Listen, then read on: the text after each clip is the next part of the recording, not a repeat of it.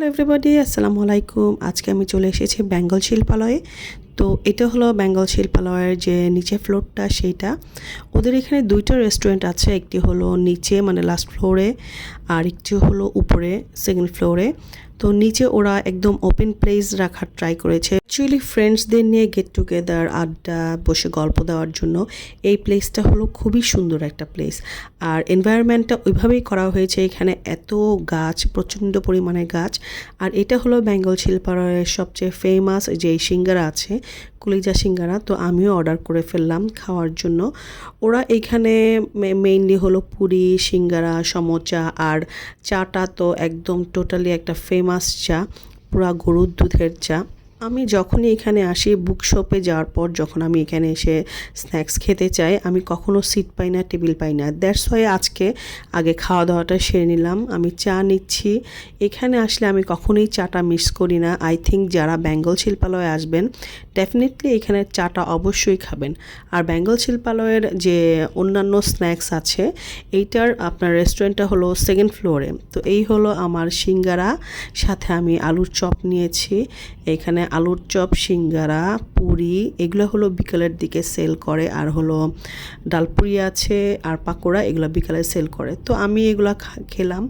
আমি অ্যাকচুয়ালি মানে বেঙ্গল শিল্পালয়ে আসলে আমি সেকেন্ড ফ্লোরে যে অ্যাসি রেস্টুরেন্টটা আছে আমি সেখানে উঠি না, কারণ আমার ওইখানের চেয়ে এখানের ওয়েদারটা এত ভালো লাগে, এত সবাই মিলে গেট টুগেদার করে, আর গাছের নিচে এত ঠান্ডা পুরাটা, মানে কি নিচের যেখানে আমরা ওপেন প্লেসে বসে আছি পুরাটাই টোটালি গাছ দিয়ে ঢাকা। সিঙ্গারাটা ট্রাই করার পর আমি আলুর চপটা ট্রাই করব। এটা হলো চিকেন আলুর চপ, এটাও খুবই টেস্টি। ওদের কলিজা সিঙ্গারাটা যেমন টেস্টি, এখানের আলুর চপটাও খুবই টেস্টি। বাট আমার চাটা কেন যেন মনে হচ্ছিল ঠান্ডা হয়ে যাবে, বাট আমি চুমুক দিয়ে দেখলাম মানে এটা এখনও অনেক গরম আছে। তো আমি আমার মোবাইলের ক্যামেরায় যতটুকু দেখানো সম্ভব আমি দেখাচ্ছি এখানের ওয়েদারটা, এখানের পরিবেশটা। আসলে গাছের নিচে বসে এরকম ওপেন রেস্টুরেন্টে আপনার স্ন্যাক্স খাওয়ার মজাটাই হলো অন্যরকম। আর আমার সবচেয়ে ভালো লাগে ওদের এই চাটনিটা, মানে এটা হলো পুদিনা পাতা কাঁচামরিচ দিয়ে, এত টেস্ট। আমি অন্যান্য জায়গায় আমি খাই, বাট ওরা মনে হয় অন্যান্য কিছু মিক্সড করে, বাট ওরা একদম মানে ইটস টোটালি মানে মানে লোভনীয় একটা সস। তো এই সসটা আমি আরও একবার চেয়ে নিয়েছি, তবুও ওরা কিন্তু দেয় না। তো আমি এখন আমার চাটা খাওয়া স্টার্ট করলাম। চাটা কিন্তু অনেক টেস্ট ছিল। আর বেঙ্গল শিল্পালয়ের চা যে টেস্ট, এটা যারা বেঙ্গল শিল্পালয়ে আসে সবাই জানে। তো এটা হলো যে সেকেন্ড ফ্লোরের রেস্টুরেন্টের সিঁড়িটা। তো এইখানের এই জিনিসটা আমার কাছে খুবই ভালো লেগেছে। এটা অনেকটা fountain type, but it's not a fountain. But আমি ফার্স্ট ভেবেছিলাম এটা মনে হয় ফাউন্টেন। তো এইটা আমার কাছে অনেক ভালো লেগেছে। আর এই যে পাশে বুক শেলফ রাখা আছে, বাইরেও ওরা দুইটা বুক শেলফ রেখেছে, 2-3টা, যেন সবাই এসে এখানে স্টোরি বুকগুলো পড়তে পারে অথবা দেখতে পারে। তো আমার কাছে এটা সবসময় ভালো লাগে। আমি যখনই আসি এখানের বুকগুলো হাতাই, আমার কাছে বুক শেলফের বুকগুলো ধরে টাচ করতে অনেক ভালো লাগে। তো আমি সাডেনলি আমার ছেলে বলল সে ভেতরে যাবে। তো এটা হলো ভেতরটা।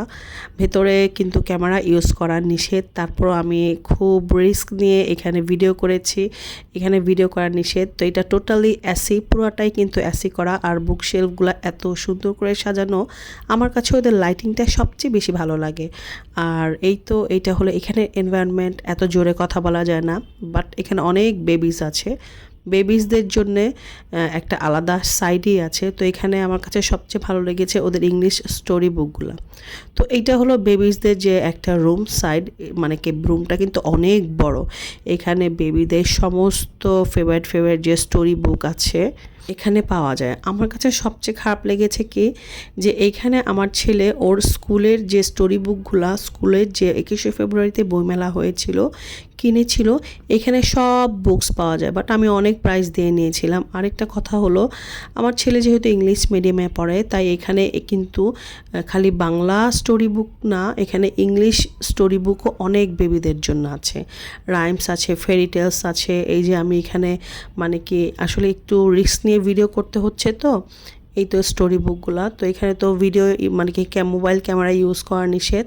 তো আমার ছেলে সাডেনলি সামনে এখানে বেবিদের বসে পড়ার জন্য ছোট ছোট টেবিল আছে, এখানে মারাও বসতে পারবে। এই টেবিলগুলো আমার কাছে অনেক ভালো লেগেছে। আমিও এখানে বসে থাকি, আমার ছেলে ঘোরাঘুরি করে বই পড়ে।